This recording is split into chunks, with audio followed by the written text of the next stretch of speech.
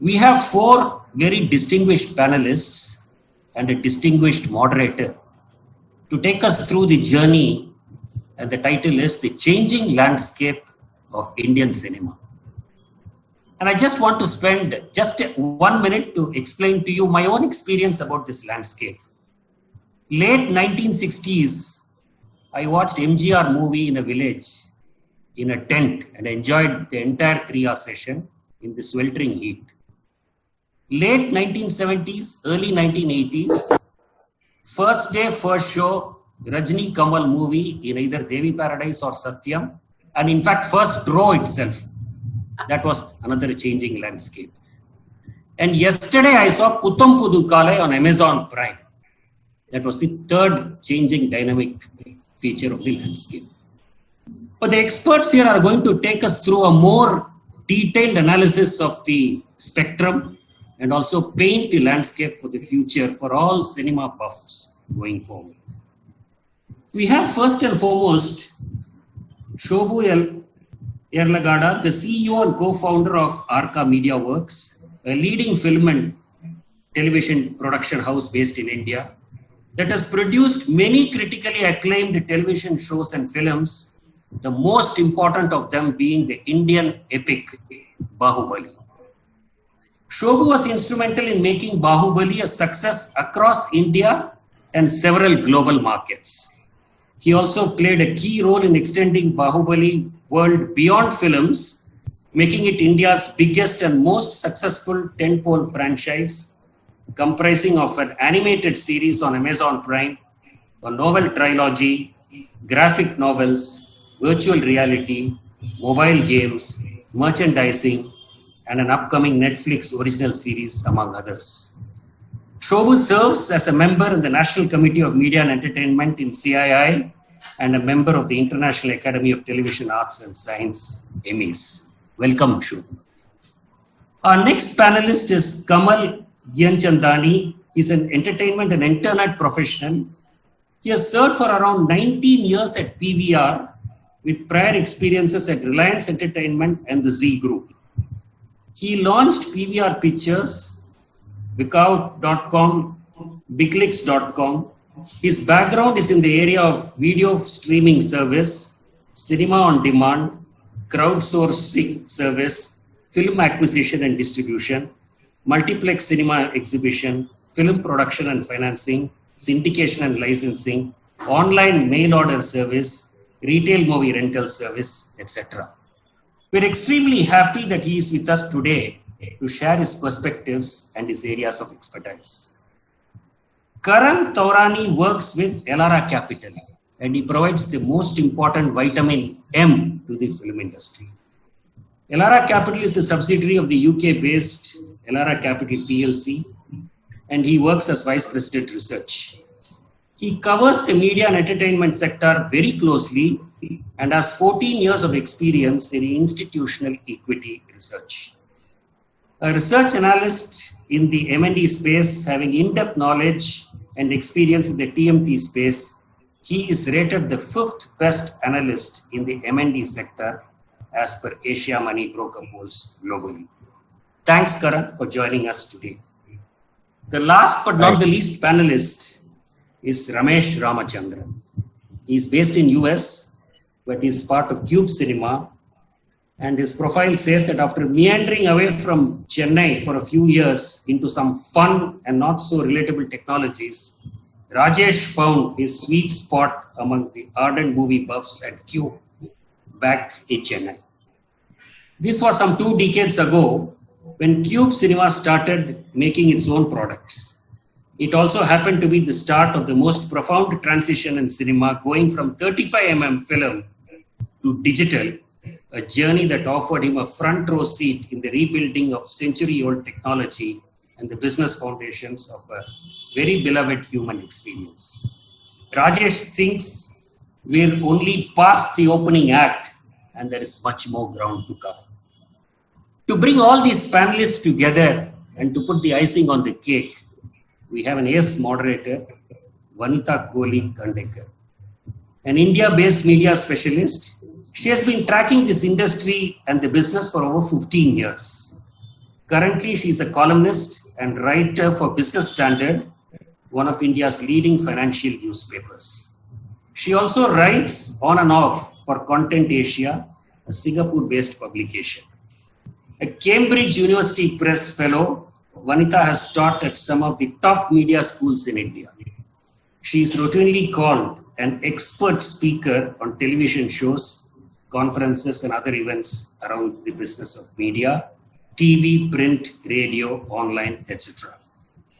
The 4 editions of her book, The Indian Media Business, has sold 14,000 copies so far, and the Hindi edition was released in 2017. I welcome once again all the panelists and the moderator, and I'm sure all of you are going to have a blockbuster session for the next 90 minutes. Over to the moderator, please. Thank you so much. You know, that word is going to haunt us, blockbuster, now for a bit, considering theaters are closed. Good evening, everybody, and thank you, CIC and Vanitha, for giving me this chance to anchor this session. One of the reasons I agreed was because the panel is so good. I mean, the very experience it carries is interesting, and it was an opportunity to learn. You know, and for a topic like the changing landscape of Indian cinema, you could actually write a book. I mean, I could easily write a book on it.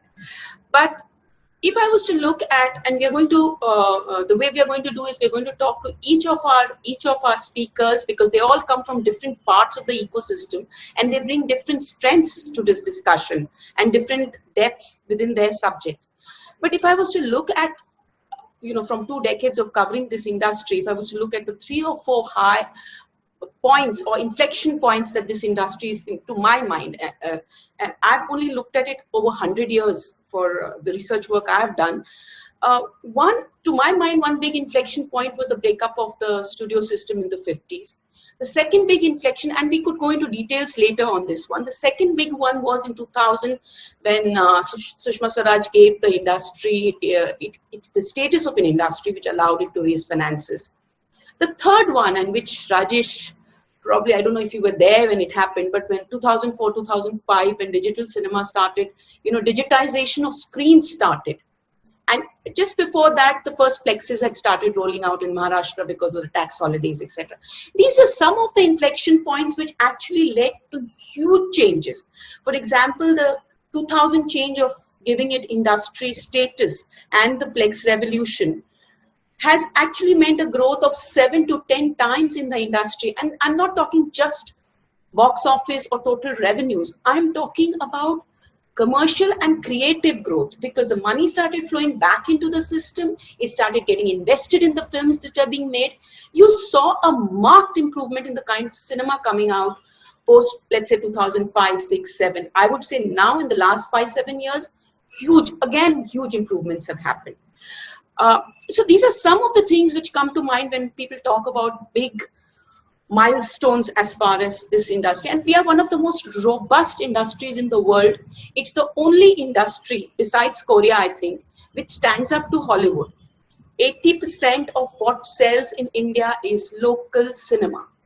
Hollywood has swamped every other market. China, the only reason it cannot swamp China completely is because China has a quota. We have no quota, we have no import restrictions on films, yet we continue to survive, and we're a resilient, robust industry. I mean, those are some of the things which stand out in my mind. Having said that, I'd like to start. I'm going by the sequence in which the screen is arranged in front of my laptop. So Rajesh, I'd like you to take off first. On what, to your mind, you know, if one is discussing this topic, what are the key things that come to your mind? Oh, sure. So thanks, Vanitha, and thanks to the CIC for this wonderful panel and for having me. So I'm going to speak from a technology perspective. We have pioneers and experts from the other areas, so I'll keep within my lane as much as I can. So we will start. I'm going to start with reiterating that cinema is a medium, or cinema is one of the art forms that has been enabled by technology. So if you take out the technologies of cinematography, editing, distribution, and exhibition out of cinema, what we end up with is a live stage drama where the audience is experiencing the performance in the sequence that it plays out. So technology is intrinsic to cinema. So I don't want to go back 100 years or so, but even if you look at the last 20 years, the most profound change has been how we've been adapting computers and digital into this medium. And it's not happening in a sequence. We're not starting from production and going to exhibition. We're just trying to see where computers are feasible to be used. So one of the early real applications of computers and digital in cinema happened to be with nonlinear editing. That was early 90s. So Cube had a role in bringing that to India with Avid, and that really changed. That was a step function in terms of how the creative process worked, because you're no more limited by the physical limitations of film, and it was just like editing a document on a word processor. That's what nonlinear editing did. And then along the way, digital sound happened, because it was practical to only use sound and digitally back in 1995, and that really brought back the audience into cinemas, where they saw that they could get an experience that they could never get at home. This was mid 90s when cable television was picking up, and people did have more entertainment options at home, but the experience was simply not going to be anywhere close to what you could get at a cinema because of the digital sound experience. And then fast forward to early 2000s, digital cinema happened, and that's the idea of basically taking the distribution part of cinema, where we used to send 35mm film in large boxes all over the country. That transformation to sending computer files, the digital files, started happening there. And it was in 2005 that we did a big rollout in Tamil Nadu for the Rajinikanth movie Chandramukhi, to show the industry that it's practical to use digital distribution for a big movie. And I want to touch on something that you asked me a question, Vanitha, whether I was around at that time. I was very much around. And one of the interesting aspects is that when you looked at technology prior to the 2000, India was always trying to catch up. So things would happen in Hollywood, and maybe 5-10 years later, India would catch up. But when it came to digital cinema, we started at the same time. So 2005, as we were doing Chandramukhi in Tamil Nadu, we were also doing a movie called Bubble in the US. It was directed by Steven Soderbergh. So big director, big movie. And it was at the same time. So about the same size of release, about 35 theaters in Tamil Nadu, about 35 theaters all over the US. So we kind of caught up with let's say global standards at that time in terms of exhibition. And then so the digital distribution technology was still agnostic to how you made movies, right? So you could still make movies on film, you converted them to digital, and then the conversion to digital enabled processes like a digital intermediate or digital color timing. So which is basically that you could adjust a lot of the visual elements of the movie in post-production. So your creative process didn't end with cinematography, right? You could change the whole look. You could change day to night, for example, on a computer. So those happened in the late 2000s. It's all very standard now. People don't even think about it. You can do that in your iPhone today. But it was in 2009, we did the technical production on a movie called Thiru Thiru Thiru Thiru. There's a Tamil movie where we showed that an entire movie can be shot digitally and distributed digitally. So we didn't do a single film print for that movie, but that was more a proof of concept. It was in 2011 when we did another movie called 180, which Jayendra directed, which showed that you can make movies digitally and distribute them digitally and still maintain the high standards that people are used to with film. So it was no more a small movie or a low budget movie that used digital. So digital cinematography, digital distribution, digital exhibition, all of that went mainstream. So that's what about 10 years ago, right? So, but what really happened at that time, in the digital transition was that we converted theaters to digital. We did a lot of digital production, but we were still sending movies in hard drives to theaters, right? So we basically took a large box of film and turned it into a small box of digital files. So it was still, there were all the benefits of digital. Certainly the cost per print came down from 60 to 70,000 rupees per print to maybe a fifth of that. But still, it was not a flexible enough distribution medium. So we started doing electronic delivery of movies. So movies were also transmitted electronically. So that the real impact of that was felt when Bahubali 2 came out, and the initial opening went out to over close to 3,000 locations around the world, and a number of screens in each location playing that. I think the Bahubali count was about 9,000 screens around the world. In the past, even a 600 screen release would have been considered a very wide release, right? So that moving to 9,000 was another thing that was enabled by all of this. So that's kind of where we are technology-wise, right? So we have the digital footprint now. Everything, we have the digital endpoints. Now we are laying the digital highway, so to speak, on the digital movie front. Another exciting thing that's also happening is that a lot of the production is also now virtualized. So I mean, we have seen technologies like green screen and where you are compositing some real live elements with some pre-shot elements, but there was always an aspect of it didn't have the immediacy. So today with virtual production technologies, filmmakers are using large LED volumes, as they call them. And on the LED volumes, you're projecting, let's say, the background of Mount Everest or whatever it is that you want, and shooting the actors standing in performing this volume. And the benefit of this approach is that in the past, you had to go through a VFX, a visual effects process to see what your final image looked like. But today, you can actually see it on camera while you're shooting. So a lot of the directors and the cinematographers actually get to see what the audience is going to finally see, or pretty close to what the audience is going to finally see. So we're seeing a lot of those technologies coming up, and the pandemic has only accelerated the move towards that, because travel and all of those are limited. So we're going to see a lot more of that. So in terms of what's coming in the future, we're going to see a lot more digital applications in our field. I'm going to come back to you because I have about 3 questions for you. But quickly, we'll move on. Here, I'll just interrupt and tell the audience for a minute that what Rajesh said is very important from 2 perspectives. One, India was among the first countries, I think, India and China, to roll out what was called e-cinema at that time, if you remember, Rajesh, because it was not DCI approved. I think the DCI standards hadn't come out by them. DCI are the standards for releasing Hollywood films on digital formats. And it was sort of looked down upon as e-cinema, but we managed to roll out and then we upgraded. And I think now more or less all digital releases are DCI approved.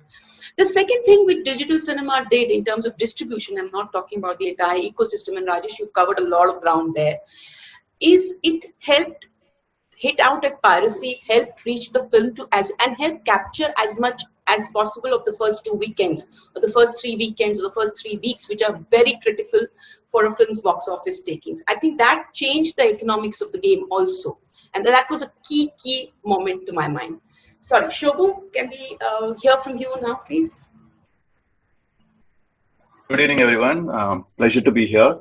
Thank you, Anita, and thank you, CIC, for having me here. So I think Rajesh very nicely put the entire technology change spectrum in perspective, and I just need to overlay it with how the content changed across the thing. But if I start current, what's happened is, I think what we are all aware of is the OTT and the advent of OTT.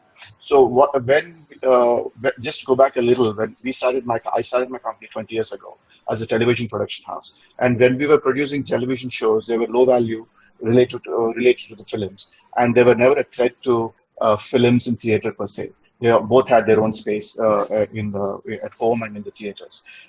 Then we moved on to movies. We produced movies which went on to Bahubali, and now we are producing content for. We produce movies, television shows, and we produce web series for the OTT platforms from Netflix to Amazon, and so there is, what we're noticing is a definite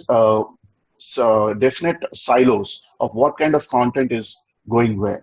And film content is more and more going towards theater. Film, and I mean film is theater content, where the content that goes into the theaters is more and more going towards event-based films, franchisee films, and larger-than-life films. They are the main draw for the theaters. The slice of life films, the smaller, intimate viewing that allow for intimate viewing, those films are more and more going towards the OTT route. I think that shift is going to happen, and that separation is going to become more and more visible as we go forward, because OTTs are spending as much money as a film. So the budgets are not a constraint anymore. It's about the type of content and the genre of content that we will see as a separation of what we will watch in theaters and what we'll watch at home. And for the record, I'm a big believer in theaters, and I think theaters will stay, and they both will find a balance. It's just that what the producers have to learn to understand what they need to push to theaters and what they need to push to OTT content. That's a big defining factor, and that understanding is coming among producers. And I think slowly it's a learning curve that very quickly we're going to adapt to. Apart from that, I think one other big shift that has happened post Bahubali is many of the regional producers have understood that there's a market beyond Telugu cinema or Tamil cinema or the regional cinema. It's no longer regional cinema siloed into each market, but it is pan-India films that they're now willing to bet that if you have the right content, if you have the right quality of production, we can aim for the entire India. Earlier, when I started filmmaking, we were talking about crossover films, which meant that crossover into foreign markets. But now we are looking at crossover in Indian markets itself, where we can make a film and appeal to the entire nation, and which means that your market is bigger, your revenues are bigger, and obviously you can spend more on your films, which means the quality of the films is again going up. So we have seen that not only in Bahubali, we have seen that in KGF, a small film, I mean, relatively speaking, a small film from Karnataka, which is now made a big impact in the Hindi market. And it is now, if you look at the buzz, on the buzz factors, it's now the most awaited film. KGF2 is the most awaited film across all Hindi films in the Indian market, pre-COVID times. And I think even now it's still sustaining as the most sought after buzzed film. So that change is definitely happening. The other third change that we see is shift towards, because this is again driven by making event films and larger than life films, is moving towards mythology, Indian mythology, which is a very good thing, that we're looking into our mythology, our history, and seeing what stories can we tell and bring them onto the big screen. And I think that is aided by the fact that we are also now developing a good VFX teams. A lot of companies are there which are now doing some very good work in VFX, and the cost of VFX is coming down, and the talent pool is increasing. So all that combined with increasing budgets, all that is giving directors and filmmakers an opportunity to go into mythology and period films. I think these are the broad trends that I can see. And apart from the fact that virtual production is going to be, I think, the next defining moment for us in terms of production. In-camera VFX, which is basically earlier, like Rajesh was mentioning, earlier we used to do a green screen and then create VFX and then overlay it and composite and all that. Now, I think very soon in the near future, we're going to see in-camera VFX where the LED screens will have a fully done up high-res image playing on the LED background, and we'll be shooting in front of it with the camera with the visuals being recorded live, and you'll see what you get. And that's a level that's a little way off, but that's a not so way off future, I think. And I think that's going to be the main defining moment as we go forward in terms of content production. Yeah, that I think basically sums up from my perspective. I'll leave it here and then, yeah. Thank you so much. But that's very well put. I think you've covered the main things that we've seen in the last 10, 20 years that have been happening. And Kamal, you very fortuitously pop up on my screen just then. Please take us through your this thing. And I think both Rajesh and Shobhu have touched upon the streaming a bit, and Rajesh especially, and we'll come back to that because we will be talking a lot about the future of cinema also. Sure. Thanks, Vanita. Very happy to be part of the session. Shobhu and Rajesh have covered a lot of ground. So I'll just focus on what I know best, which is exhibition. India, I mean, we are the largest producers of movies, is a well-known fact. We produce easily 1,000+ films every year. But in spite of that, India has been a grossly under-screened market for a very long time. And this situation is unique because we not only release, as you rightly mentioned, we are dominated by local industry, and it's actually Hollywood films is not even 10%. You mentioned 20%. Yeah, Hollywood I have and not checked the numbers. local films as being 80, but actually it's local films dominate to the extent of 90%. But in spite of that, we've always been under-screened. Undermonetized. And at many levels, the cinema industry has been going strong, has been growing.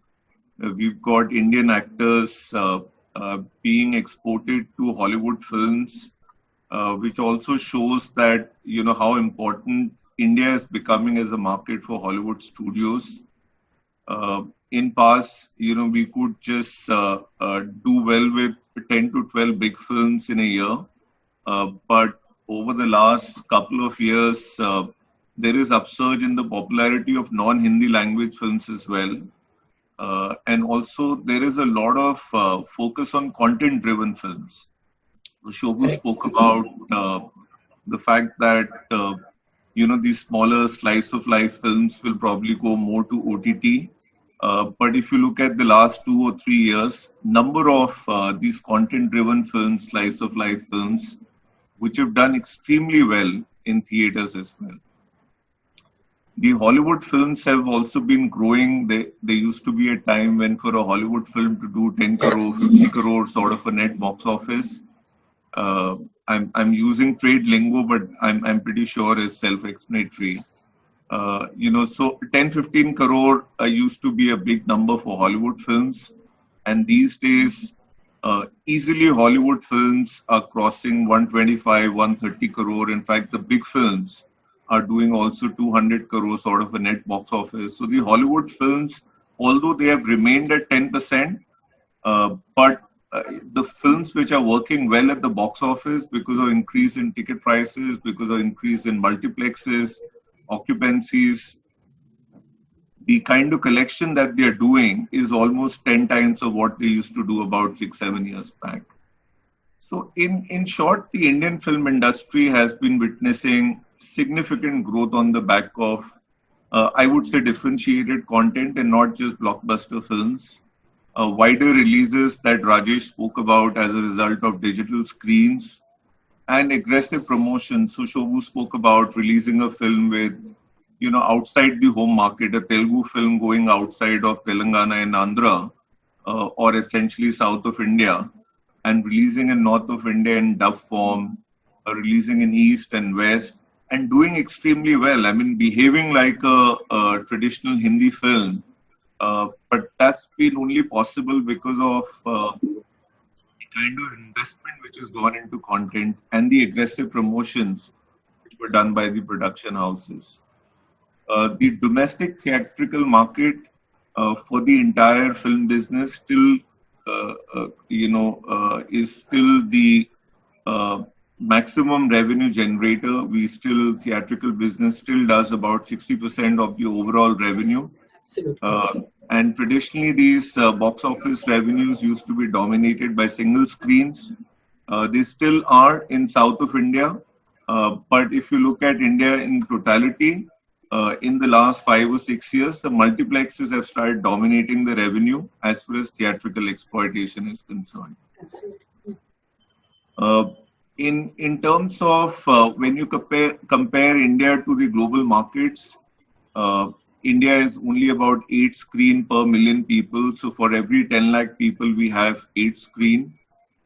China, which has a comparable population, has more than 60 screens now.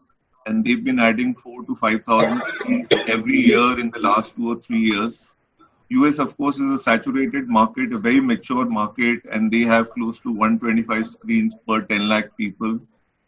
So a lot of headroom to grow. I mean, although we've got television, OTT, and many other distribution platforms which are growing rapidly, a lot of money being invested. But when you look at the number of screens that we have per capita in India, there is a tremendous amount of headroom to grow. The main reason why India has remained underscreened is primarily because the retail infrastructure, the malls and the retail infrastructure that we have in the country has been extremely slow to grow. And malls and multiplexes, cinemas tend to have a symbiotic relationship. They go hand in hand. And what really happens with this slow retail infrastructure growth is that the infrastructure or the retail which is available becomes very expensive to acquire. And that, coupled with high entertainment tax structure, which of course has had a lot of improvement with the launch of GST in 2017. But the fact that our capital cost, the amount of money that we put in to build a multiplex, the kind of cost structure that we have to run a multiplex in terms of services that we offer, except maybe manpower costs, everything is comparable or in fact more expensive than what the Western countries are spending or the mature markets are spending. But our ability to charge for our services is fairly restricted. Our average ticket price is only about 125 rupees, which is less than $2. China is at about $5.50. US is at about $8.50, $9. So the only saving grace that we have in India is actually the occupancy rate. Our occupancies tend to be 35 to about 40% for multiplexes, 25 to 30% for the single screens. Of course, they're much higher in south of India, but I'm talking India in totality as an average. And that when you compare to the Western and the Chinese market, their occupancies are much lower. Piracy is a big concern. We've taken a lot of steps, and premiumization of screens, 4DX, IMAX, all of these steps that we are taking in terms of giving a more premium experience is also a way to deal with piracy, because something in 3D or 4DX is just completely non-replicable. But piracy even today remains the biggest problem that we have in the business. Also, the regulations that we have in the state governments are extremely stringent. And as a result, although there has been a lot of talk of ease of doing business, reducing red tape, but the fact is that if you want to open a multiplex or a cinema, you need about 15 or 20 NOCs. And then even after you open the theater every year, you have to take these NOCs from the same government departments, which means you have to put in a lot of effort, a lot of money behind it. But the government approach has been changing. Government used to consider film business as a sin industry. Some politicians still do. But at many levels, the government is becoming much more relaxed about entertainment. And you spoke about Sushma ji giving according industry status to the film business. There has been a gradual change. The government, brought GST, which subsumed a lot of indirect taxes.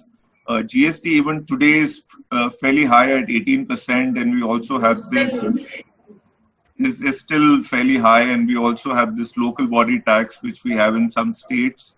But hopefully these things will also change as we move forward. I think the big trend that exhibitors are looking at is how do you tap into tier 2 and tier 3 markets?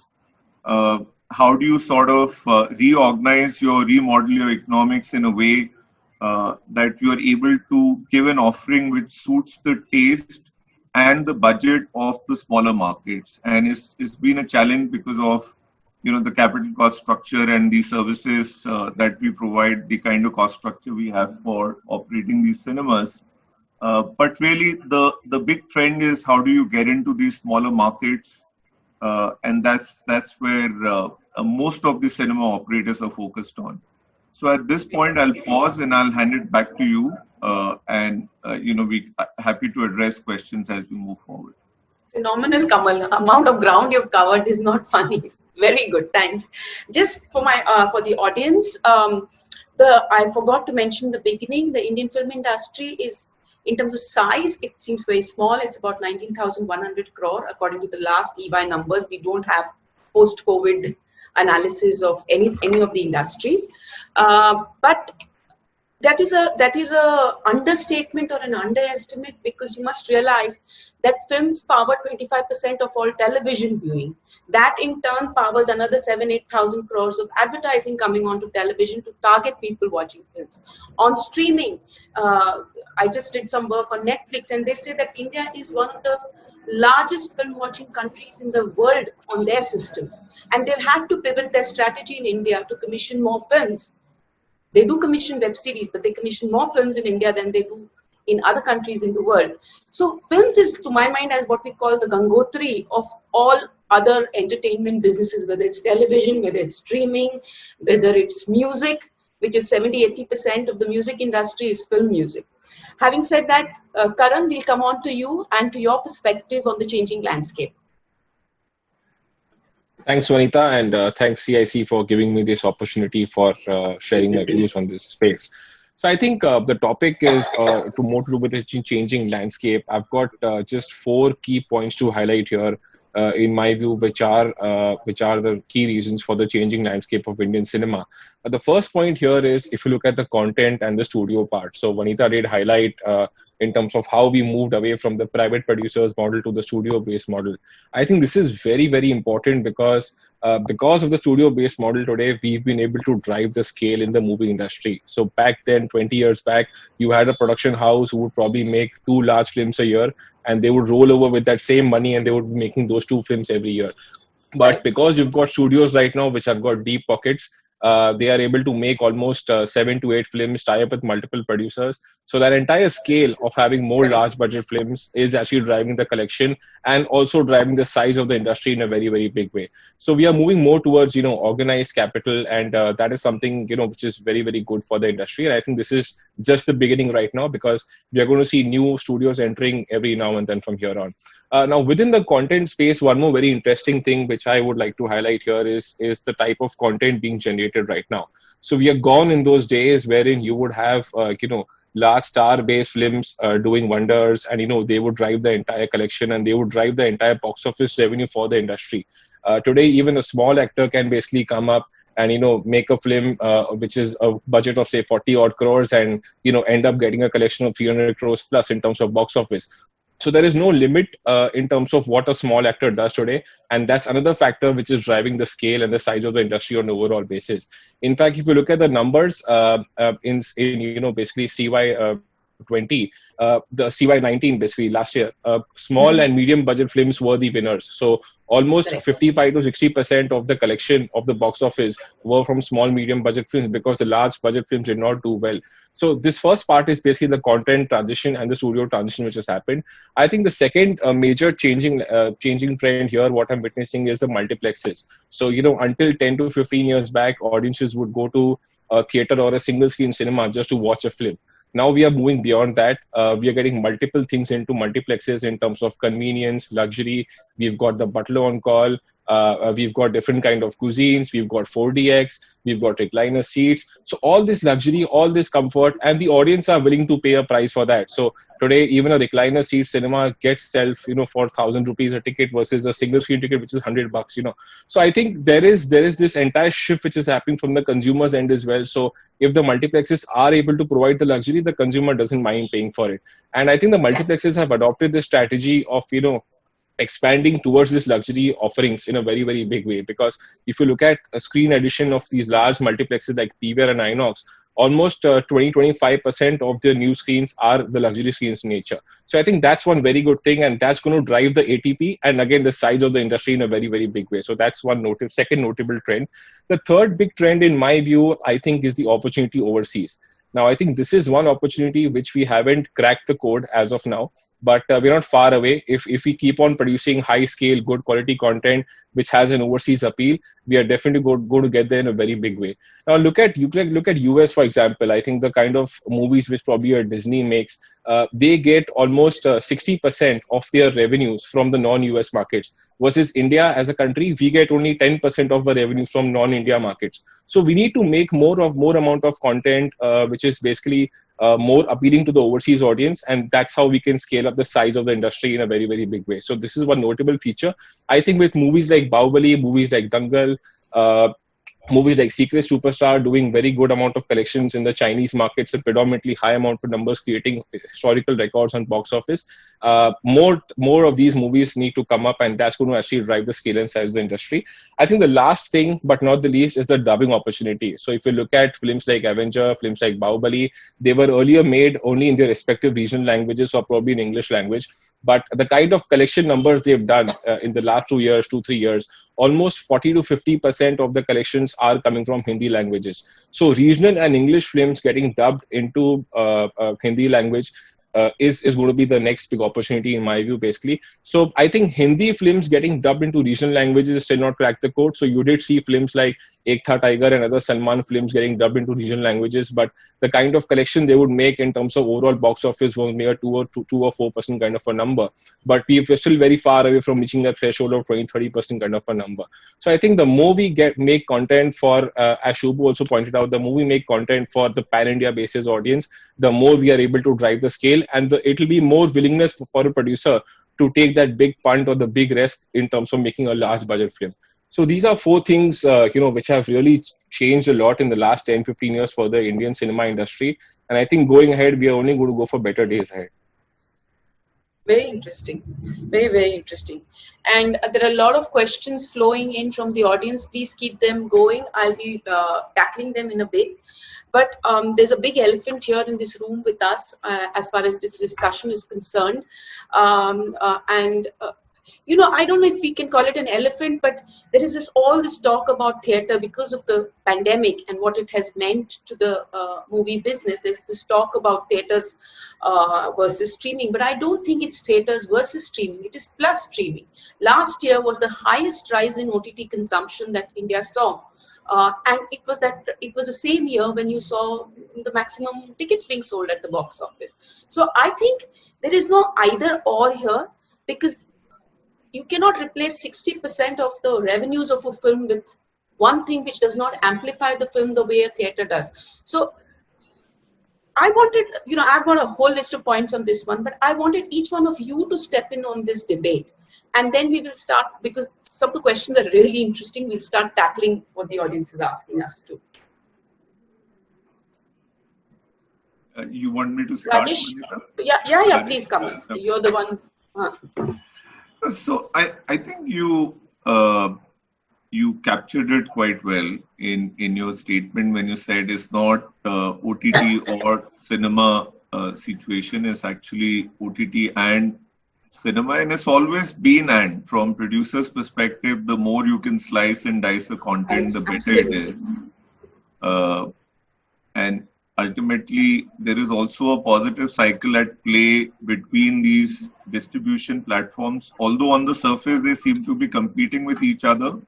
But if you look at it closely, the money that OTT platforms are investing in the market today is ultimately going to travel into making bigger and better films.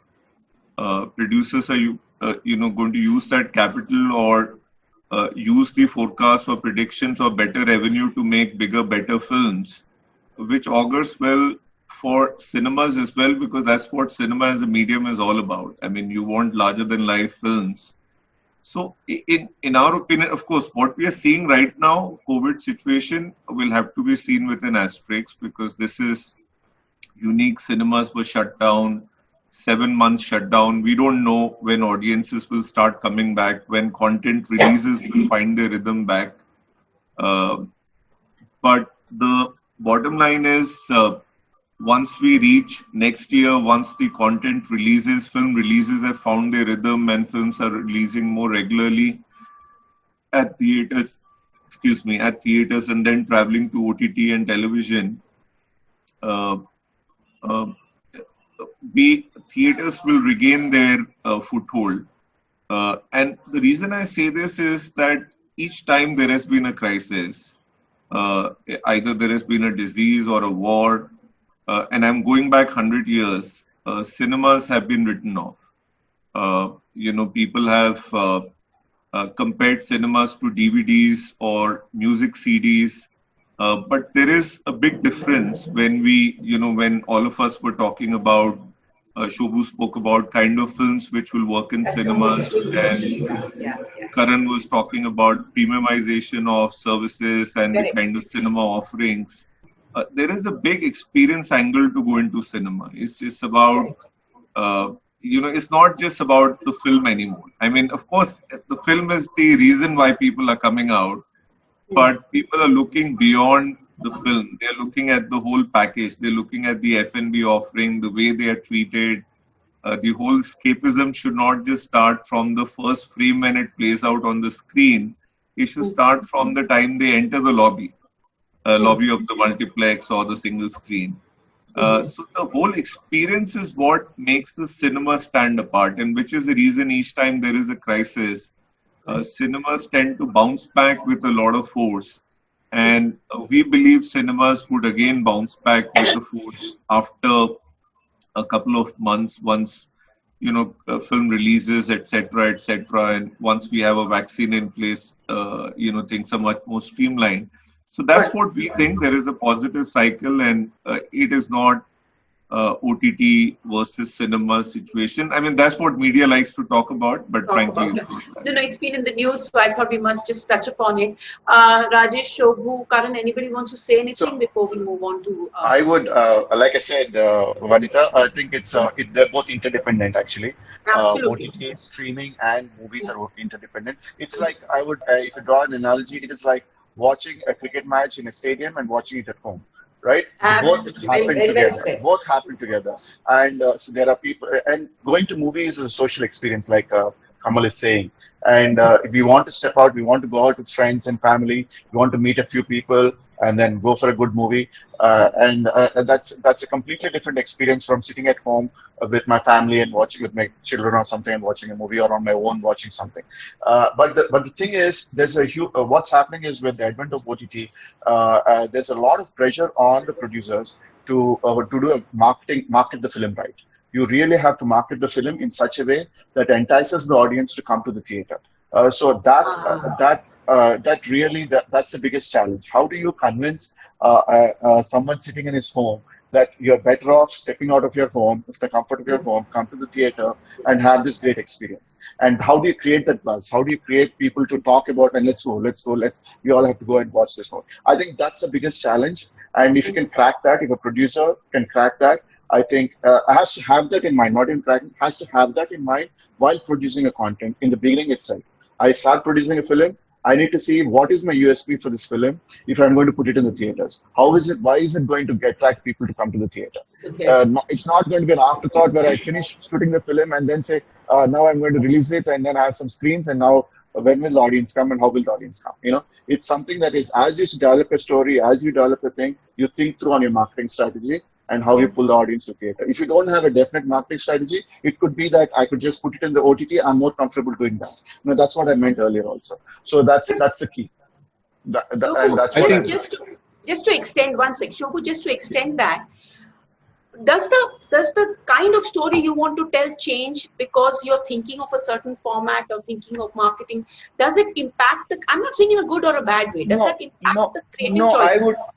I at least personally, as a producer, I look at it a little differently. If a story comes to me and then I love the story, and I like the story, principally I need to like the story, and I'm in love with that story, and I like the director and the team, then I'm going to look at it as, okay, does this have an USP to pull audience to the theater? Or does this have a USP to be successful on an OTT platform, right? And that's from where that initial decision happens from. Format doesn't decide your decision. The story does. The story does, and for me, the story does. Very interesting. And that's the way I like to see it, and I think yeah. Fantastic. Karan, you were saying something. Sorry, I just want. Yeah. So I think there are about 10, 12 reasons which I have, which could be listed here, why cinema is going to be in favor versus OTT, and why they both are going to coexist. So definitely content is important in terms of the large scale content, people will go to cinemas. But 2-3 big factors here you look at, one is you really cannot gauge the success of a film when it goes directly to OTT. So if you have a large budget film, you really don't know what is the success, what is the threshold, how do you measure that? And basis that, you cannot decide the future pipeline, you cannot decide the cost, you cannot Absolutely. The decide the cost of economics your other totally. project. Economics totally take a turn. Second thing is, there is always a capping when your film directly goes to OTT. If you look at Kabir Singh, Uri, if these films went on OTT, they would have never realized and made that kind of ROI. So the ROI opportunity is tremendous when you go to the cinema medium. So that's one very, very important thing. And third thing is, I think, OTTs spending money on a regular basis on movie content, I feel this is a COVID trend, because I think their focus always, specifically the large SWOT players globally, their focus always has been web series, which is more binge watch in nature. I think movie content is like a hero content for them, and they were spending right now in the COVID times because the shoots were stalled, the web series was not getting shooted globally anywhere across the world. And I think once things come back to normalcy, even the kind of exorbitant money they pay to the producers for buying the films directly for theatrical release, for OTT direct digital release, I think that amount of money will also basically see a sharp correction from here on going ahead. And the last but not the least, I think the larger talent, the larger actors today, the A-list actors, they are not favor of their films going directly on OTT. It is a situation right now because of COVID, because they have no other choice, they're going to OTT. But they definitely, once there's a vaccine, once people coming into cinemas into large numbers, even they will definitely not be in favor, because somehow I feel that it impacts their brand value in a very big way. And I think they are the guys who decide today in terms of what is going to be the future of their films in line with the producers. So I think these are 3-4 key reasons why I feel that, cinema and OTT are here to stay both together. Good. Thank you so much, Karan. Rajesh, you wanted a word in edgeways before we move on? Yeah, certainly. Yes, I think everybody covered most of the like the business and the other aspects. So when it comes to cinema, size definitely matters, right? It's one the idea of size is also there is a psychological aspect to it, right? So when your peripheral vision is completely covered, the level of immersion that you have in the content, you're simply not going to get that at home, right? So you can get access, you can get variety of content at home. The experience, you're not going to be able to. So if you take our latest premium screen that we opened in Surapet, just outside of Sriharikota, that's 100 feet wide screen.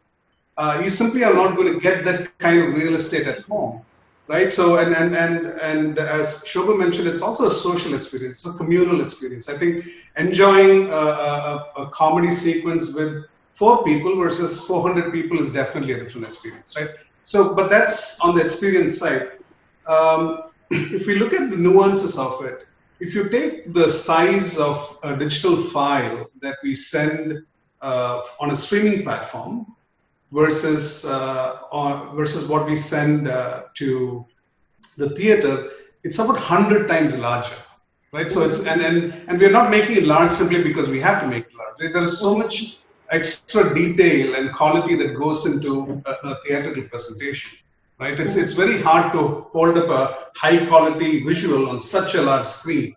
So it's all about the experience, really, right? So what we need to do, but what streaming has done is certainly raise the bar. I think we, as a technology experience, we need to make it worth the while for people to come to the theater and have an experience that they can't get at home. So we're constantly looking at how to improve it, and this has a very important business impact, because there is a contentious issue of who's funding the digital equipment and the digital equipment rollout, right? So that's something that we need to figure out. We can't take the model of film projectors. We're used to buy 2 of them for 3 lakhs and never change them in the lifetime of your cinema. That model has to go away. We need to look at how do we constantly upgrade the theatrical experience compared to the home experience, and it needs to be several steps larger. It can't be just a notch above.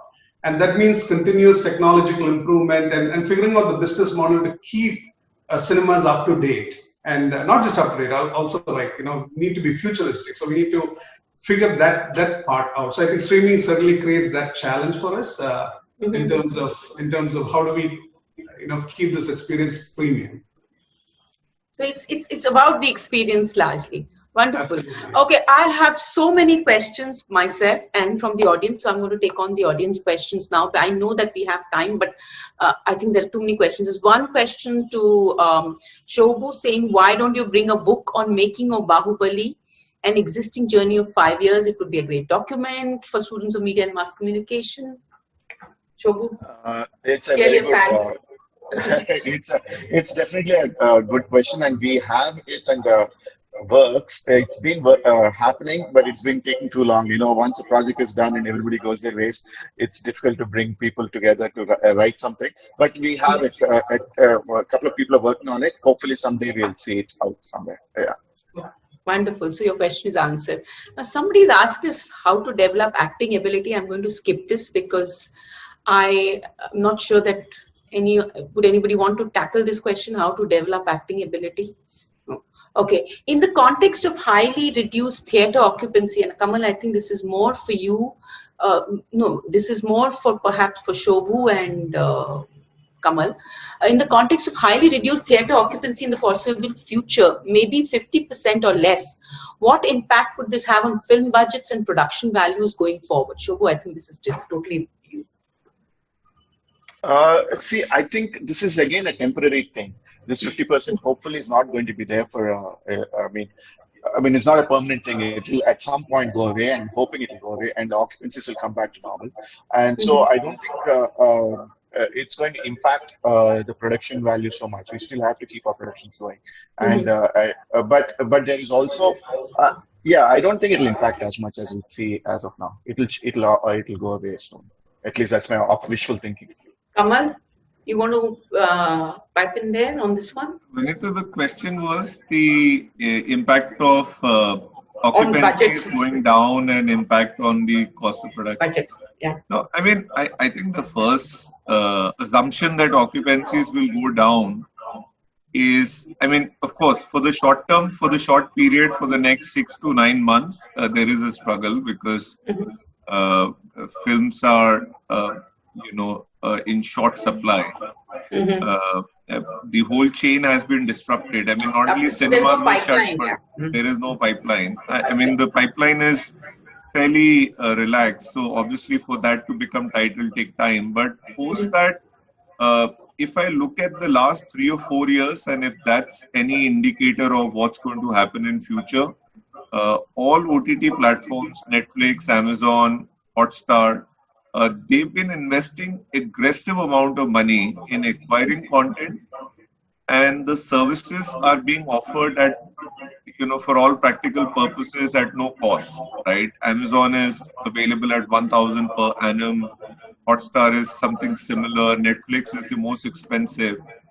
And in the last 3 or 4 years, cinemas have in fact done record-breaking occupancies. Absolutely. So, I mean, if past is an indicator of what's going to happen, hopefully occupancy will not go down. But yes, I mean, this whole pandemic thing has forced us to tighten our belts. Our operating cost structure has become leaner. We'll be extremely mindful about our capital expenditures as we move forward. So hopefully, even if there is a slight drop in occupancies, we should be able to absorb it and we won't have to increase our ticket prices. That's interesting you're saying that, Kamal, because that dovetails into a question I had and somebody in the audience has asked it. And this is something I want all of you to tackle. Kamal, you've tackled it partially. How has the pandemic affected the industry? And I would say in the short or long term, and that's exactly what the gentleman who's posted the question, Sri Jonna, has asked here. Rajesh, your take, Karan, Shobhu? So from a content production perspective, we had that immediate effect where all our shootings had come to a complete stop. And I think since March till about a month back, we were completely shut down. So the entire pipeline has come to a dead halt. So whatever films were already completed or literally in post-production stage were finished, and then most of them went the OTT route. Many of them went the OTT route. Luckily, because like Karan was saying, OTT stepped in, and because they also needed content, they increased their budgets. That's a short-term thing. I don't think they can afford to do that again for a long term. So they stepped in and bought it at some really amazing, fabulous rates. So which justified for the producer. So there was no upside, like Karan was saying, but at least they could get their monies back into the system. money is back into the system. So the ones that are really affected are ones that were halfway through. Like Rajmouli's current project, RRR. It is 60-70% done, but 300 crores invested, and that's like it's been stuck for 5-6 months, and so those are the ones that are these big projects are the ones that are really been impacted. And I think now with the theaters opening, but without a proper content pipeline, like Kamal was saying, it will take a while. Even if you open theaters today, I don't think there's sufficient content to support them. So I think it will take at least till January next festival season, when a few big films hit the screens, and then people start coming, and then the money starts flowing, and then producers start slowly finishing their projects and putting them in. So it'll take a while. It will be a slow start and a cautious start. But I think many people have lucked out, I would say, really. I mean, because of the OTTs coming in and thing, and the rest will slowly, try to minimize costs, reduce the costs wherever they can, and put them out there into the market. Yeah. Okay. Karan, you wanted to say something? Yeah, so I think, as Shobhu rightly pointed out, I think most of the producers are reconsidering their future plans and the cost of production which they would incur earlier. They're trying to find out ways in terms of cutting cost in multiple ways. And secondly, I think one good thing is for the industry is that the shooting has started before cinemas have opened. Because if the cinemas had opened probably September and the shooting would have started in December, it would have led to a further shortfall of content. But thankfully, the shoots had already started, I think, August, September onwards, and now even Yash Raj has announced that they will start the shooting in November onwards during Diwali time. So I think this content supply thing is a very near-term phenomenon, maybe 3 to 4 months. By Feb, March, I think things should come back on track from the content side. Fantastic. Rajesh, you could answer that. Plus, there's one question which has come up on the screen for you, and you've touched upon virtual production. So, how do you see virtual production playing a role in Indian cinema? Is India ready? And the gentleman thinks that we have a huge market potential. This is somebody called Sudarshan Natesan. But setting up a virtual production versus ROI is still a big question. If you want to just tackle that. Absolutely. I think I wanted to address the last question. Which segues into this. So it's like, when you have a health incident, you kind of start looking at your lifestyle and, see if you're doing, healthier practices and such. So that's kind of the introspection that we did. Both within a company and within a business, right? So we understand that the economics has been affected, and it will take a while for that to come back up. So how do we best automate everything that we could automate? So as I was explaining previously, we had rolled out digital infrastructure, but we were still using kind of people were delivering drives to theaters, right? So just as an example, we're switching all that to electronic delivery, enabling theaters to be able to control their operations from a central headquarters. So process improvements, automation, these are the kind of things that we were fortunately able to focus on, because we didn't have to worry about day-to-day operational issues for the last 7 months or so. So we kind of, that's a positive spin on how we were able to leverage this. So coming out of it, our operations are going to be a lot more refined and really leveraging what digital can do.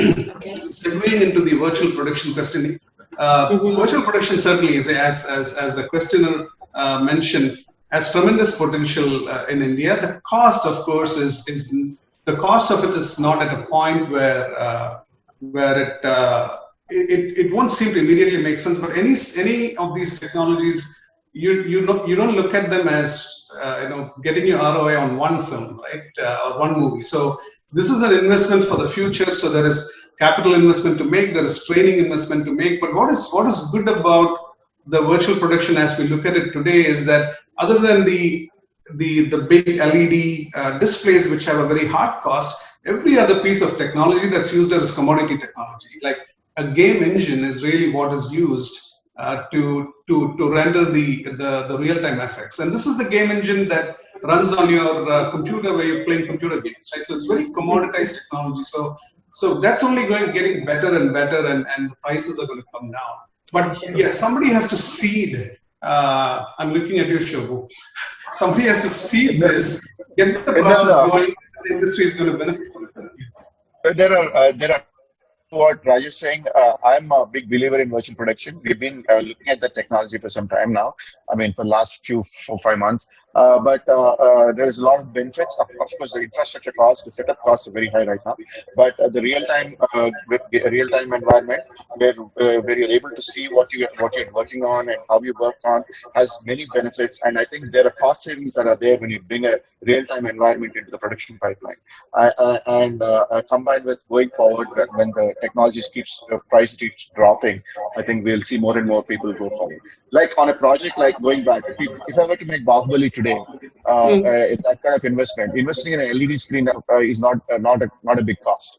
So there are some big projects that can absorb infrastructure costs like that, and it is for the producers and the directors to understand it and implement it. It's just a matter of time. But generally, I think production quality in India has just been going up everywhere that I see, whether it is irrespective of the languages. I mean, especially in the big languages, Telugu, Hindi, Tamil, you just see so much better use of technology, so much better production quality, storytelling, writing. Having said that, this question from Thomas Ibrahim, he asks, wiser from protest to vandalism dished out by herd social groups and cued by Allah Tanishq, will more movie makers proactively avoid authentic names, rituals, architecture, even photos on the wall that reveal religious and caste identities of characters and depict more of the hybrid society? It's a touchy question, but if any of you want to, especially Shobhu, I think, but anybody wants to tackle it. No, I think it's a valid question. It's become a very touchy environment right now. I mean, a few people can cause lakhs and crores of damage, which is not worth it. And there is so much nuisance value to it. So unless you're really, again, I'm speaking from my perspective.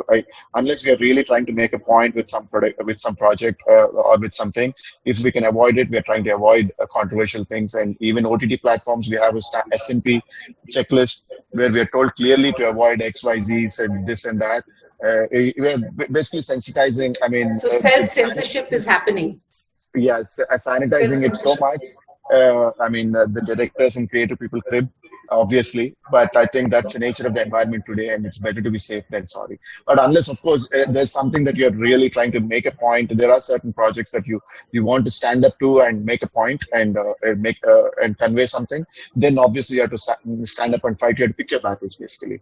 I mean, is it worth what you want to say? Is it, I mean, yeah. So again, you have to make choice. Anybody else wants to weigh in on that? Otherwise, I'll move to the next. No, okay, great. Senthil, I don't know if this is Senthil from Cube only, but is there a rationale for cinema ticket pricing? Occupancy in multiplexes in cities like Chennai, where ticket prices are controlled, seem to be significantly higher than in Mumbai or Bangalore. So why aren't multiplexes reducing rates to bring in more people and effectively increase their own F&B revenues while achieving the same box office revenue? Kamal, totally your territory. So, India has almost multiple markets within the country. And Right. Chennai, Tamil Nadu, we have a lot of theaters there, and they behave in a very different fashion vis-a-vis theaters in Mumbai or theaters in Delhi or any other part of North or West or Central India. And ticket pricing is a localized decision, and the endeavor is always to increase occupancies or look at the multiplying effect of occupancy and ticket prices, right? If you want to increase your revenue, at the end of the day, occupancy, a higher occupancy will always be a better proposition because it impacts your other ancillary revenues, including F&B and advertising. But we've run a lot of experiments. We've looked at a lot of data, and clearly we see price inelasticity as far as ticket prices are concerned in many markets. We see elasticity in many markets, and depending on each market, we take a local call. But clearly, we don't want to insult people. I mean, we are charging what we are charging because people are paying for it. Our intention is never to insult people. The fact remains, India is an inflationary market. Everything, the cost of capital purchases and all the other inputs that you put into your business keeps going up by 5 to 10%. And we are still at a very low ticket price as compared to the overseas market. So I personally don't think ticket prices are high. Tactically, we come out with marketing promotions on weekdays, early first half of the day shows where we charge very, very low ticket prices. So I don't know if this answers the question. There are a lot of questions on ticket pricing, so we'll just leave it here. There's a question which is after my heart, which Karan touched upon while he was talking. And this is something I've done various research papers on, presented everything. What can Indian storytellers do to captivate an international audience? Korean cinema seems to have a wider international audience than Indian cinema, despite us being a bigger industry. What are our biggest handicaps and areas for improvement? I will add here, just for the audience's benefit, that Karan, in the late 90s to the early 2000s, overseas was a huge chunk of Indian cinema, by the way. It went up to 30-40%. If you remember the whole Suraj Barjatya, Karan Johar and Yash Chopra phase, where the NRI audience became very important. You know, after Hum Saath Saath, Hum Aapke Hain Kaun. You know, after that, that whole phase started. But then it went down because the domestic audience and the average ticket prices in India improved. So the domestic market actually took precedence. And nobody was interested in those ritual-laden films which the NRIs loved. Now we're seeing with streaming, and I think in many ways, Three Idiots, Dangal, Bahubali, these countries have exposed the non-NRI audience, or have gotten the non-NRI audience in and got them interested in our cinema. I think that's a huge, huge step for Indian cinema. These are small steps if you look at it as Hollywood doing X billion dollars in China, and China is now the biggest market for Hollywood. But I still think that's one step. And the second step is streaming and the crossover possibilities that offers. So when a Sacred Games gets nominated for an Emmy, or a Lust Stories gets nominated, it is telling you that this is, oh, there's an Indian show here and people are watching it. And it is against the background of this that I'd like you guys to tackle this question. I mean, what can Indian storytellers do to ramp this up? Because that's also scale for you. Yeah, definitely. You know, I mean, firstly, if you look at the overseas market, why it was weak last year predominantly, as I told you, 60% of your small, medium budget films contributed to the overall box office, and the large films by the large actors did not do well. And that is one of the reasons why overseas market was poor, because if you look at overseas market today, as you rightly pointed out, the NRI audience, I mean, you know, actors like Shah Rukh Khan, Salman Khan, these are guys who attract the large overseas chunk of money, whereas the new age actors like someone like Vicky Kaushal or Ayushmann Khurrana don't make it that big overseas. So I think it will have to be a different kind of storytelling. That's one. And basically, you know, more than storytelling, you have to make that large scale nature content like a Bahubali or more often, so that, because the global audience really goes to cinema to watch that film. I mean, global audience doesn't go to watch content in films abroad. They basically go to the cinemas to watch high scale films. Yeah, high scale films like Avengers, like Lion King, all those kind of films. So I think India really needs to make that kind of film, needs to innovate, needs to invest more. The producers and the directors' mindset has to change, and that's going to drive the change basically. Anybody, Kamal, Rajesh, Shobhu, anybody wants to tackle this one? So there are a couple of things here, in the sense that once, primarily Indian market, our market itself has been so big that we've all been inward looking. We always made films for our own audience in a style that appeals to our audience. So our grammar of filmmaking is completely different from what a foreign audience is used to. The non-Indian diaspora is used to. So I think as a generation of filmmakers, we have made filmmakers who are used only to the grammar of Indian cinema. They're not used to the grammar of international cinema. And I think with like Karan said, with the growing budgets, and again, the scale of films at which like event films are made in Hollywood, there's no way our market allows for us to do that kind of films. You know, with Bahubali and these are pushing the limits of what can be really made, the budgets that we can go to. right? The extended budgets, and that is not enough. It's Bahubali, two films together is $65 million. And $65 million in US is peanuts. The 300, $400 million is the level that they're talking about. And of course, the talent pool there is much more experienced. They have lived with that kind of filmmaking for many years. All this put together, it's a really uphill task. I don't see that happening immediately, but I think as the budgets get better and better, as people get exposed because of OTT to a different grammar of filmmaking, I think we'll eventually get there. Yeah, your point about the grammar of filmmaking is so good, which is why I use the examples of Bahubali, Dangal, and 3D. These were Indian films made for the Indian audience. It is not like a Meera Nair or a Deepa Mehta film. It's a film made with the Indian, and they succeeded. And that, to my mind, was very encouraging. I thought it was, these three films, to my mind, are very encouraging. I think we have Amir Khan has been able to crack the Japanese market. I mean, not Japanese, Chinese market. And he has made a market for himself and his films, and that has opened up for many of Indian films to go in there. And so many Indian films, small films, are doing extremely well there because that's opened up, and now the Chinese audience are receptive to Indian films. And I think that's what has happened in other markets slowly, and that's when. And also, a P&A spend is not there. To release a film in foreign markets, the P&A that you need to spend is very, very high, and we don't have that. Totally. So that's a whole different. Totally. I think also one more thing to add here: studios are going to play a big role here, because I think they have the ability to invest, make these larger than life kind of films. They have the scale to make these large films more often. So I think entry of more global studios into India and the existing studios expanding more in terms of making more films, that's going to drive this factor in a very big way. Totally. In fact, one last example I'll use here: Mighty Little Bean. On Netflix, 27 million homes have watched it fully. It's a huge hit on Netflix. Netflix has quoted it in its earnings call. So, Shobhu, your point about mythologicals, character-based, larger than life sort of things, that's what also seems to be working along with the content stuff. Rajesh, there's a question for you here. There has been a major shift to digital in the past 2 decades, but all said and done, filmmaking is still largely dependent on manpower, with scores of people working in each department. Do you see a lot of scope for automation in this supply chain? And do you see more technological change happening in terms of exhibition majorly? I think it's a mixed question, which you've addressed partially in your opening remarks, but if you want to take this. Absolutely. I think exhibition is where, we are experiencing it, people are seeing it, but filmmaking has been on the very bleeding edge of technology for the longest time, and we just don't get to see it.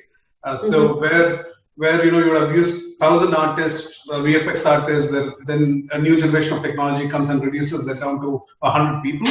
But what happens with just like what we do in every other area, right?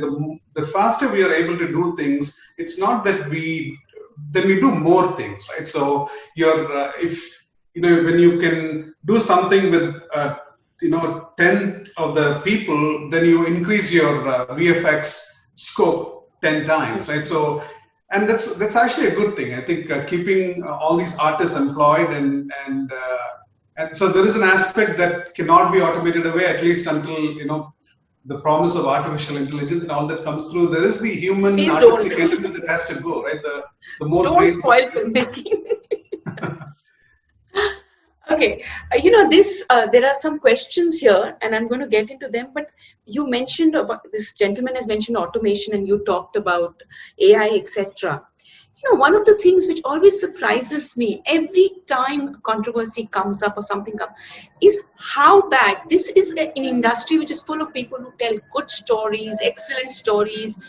Why is it so bad at telling the story of its own success, its own contribution to this economy, to the governments, any government, it's irrespective of ideology. The industry is always beaten or is pulled in for support. It is never treated with the respect it deserves. You provide employment to millions of people. You're among the highest taxpayers in this country. And you are India's soft power. Because nobody knows Chinese films. People know about Indian films. So why is the industry so poor at selling itself or telling its story to Indians, to governments, to not being the puff girl in the Indian economy, but being a solid contributor? Can I go This on is that? something I feel, yeah, please. No, I think what you said is absolutely right, and it's really saddening. Saddens me when we see this happen. But I think one of the biggest reasons I think is because we are a segmented industry. Because we have Telugu industry, Tamil industry, Hindi industry. We are not one industry, and it's a state subject.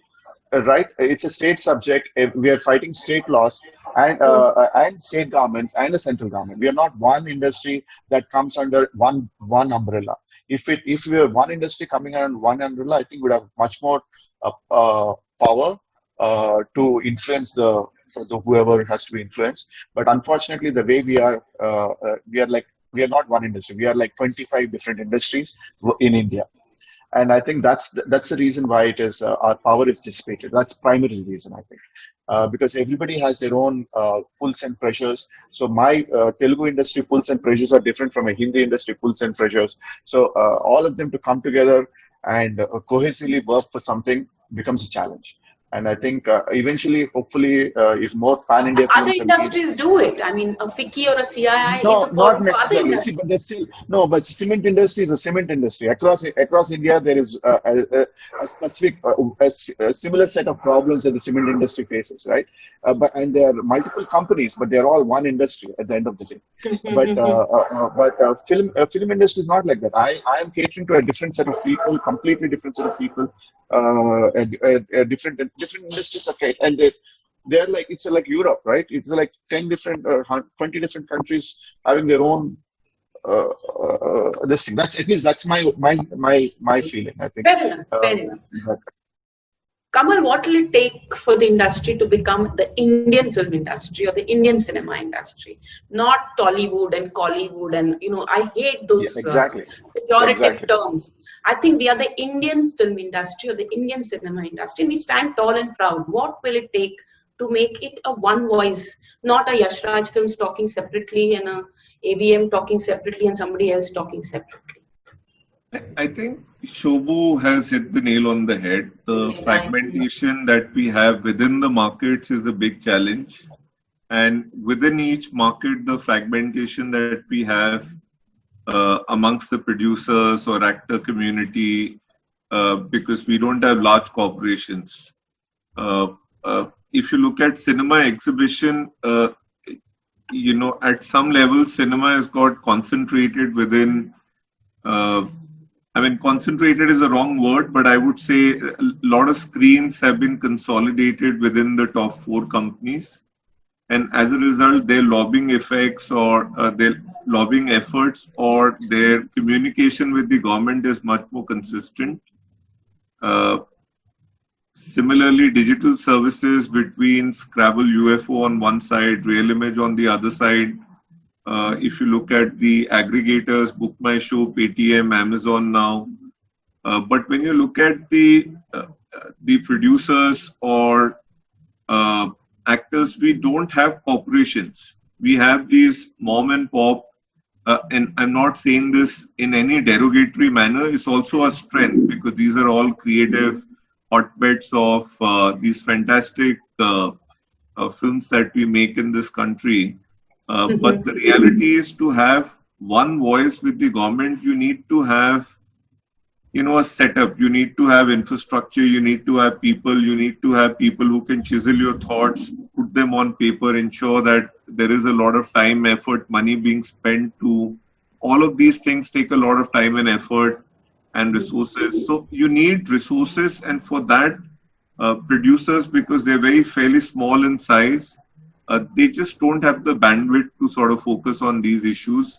So unless we have large companies, Yash Raj has become a large organization, but they tend to be, they tend to sort of not be at the forefront. But if we had 6, 7, 8 Yash Raj size sort of players, Indian studios who had a long-term interest in the business, a long-term perspective, stakes were not just the immediate film that they're producing, but the next 4 and the next 10 and the next 15, then automatically they'll make efforts into solving these, long-term issues that we have with the government.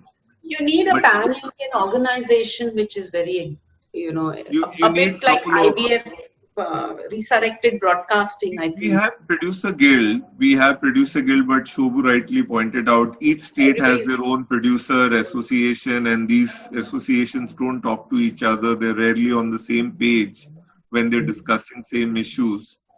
So fragmentation is the key problem, and I think once we have more corporatization of production sector, we hopefully will see some common voice and much more concerted effort going in the direction of government. But just one advantage with this fragmented setup that we have in our country is that we release, each market is like, Telugu is like an industry, standalone industry in itself. And that at many level is a big asset.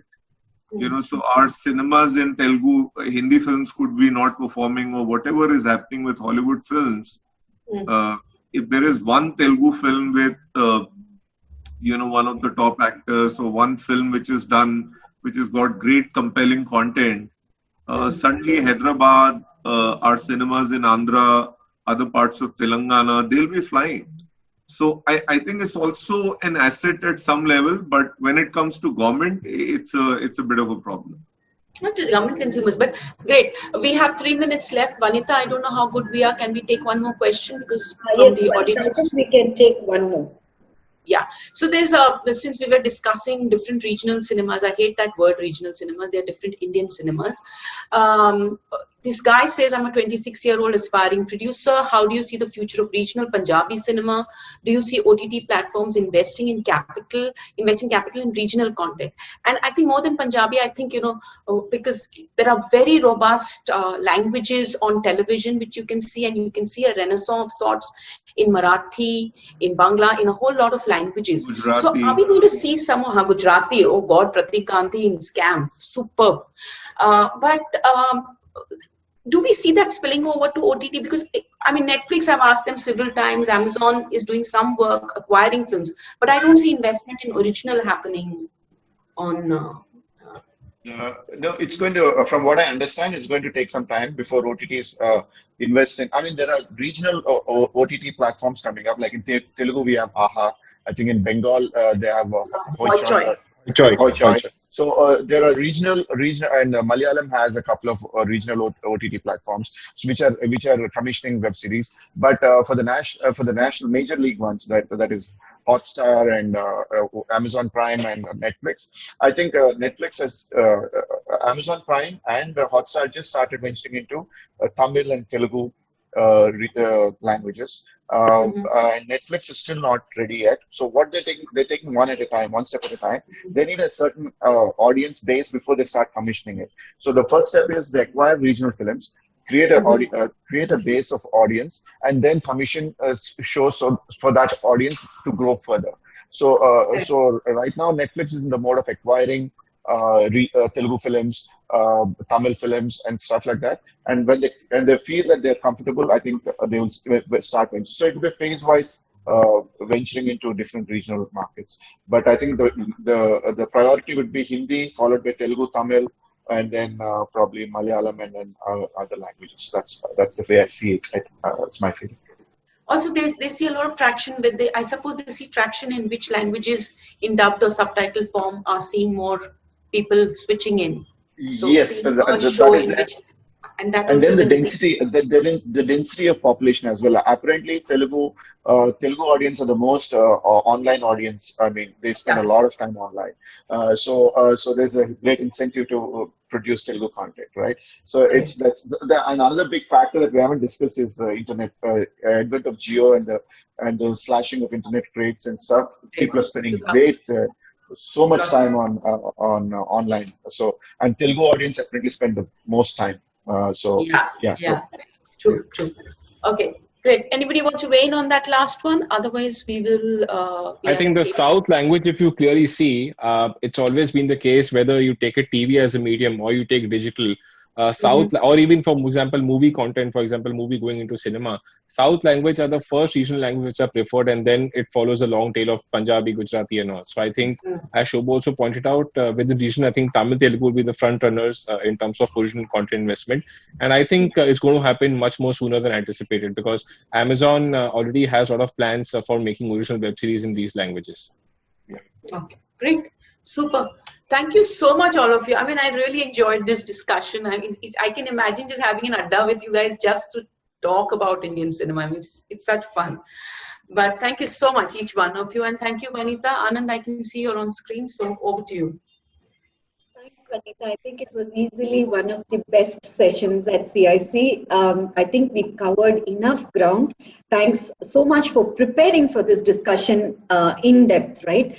And like you rightly said, I think we will look at growing at a national level, look at it as an Indian film industry while also playing on the regional strengths that Kamal brought out very well.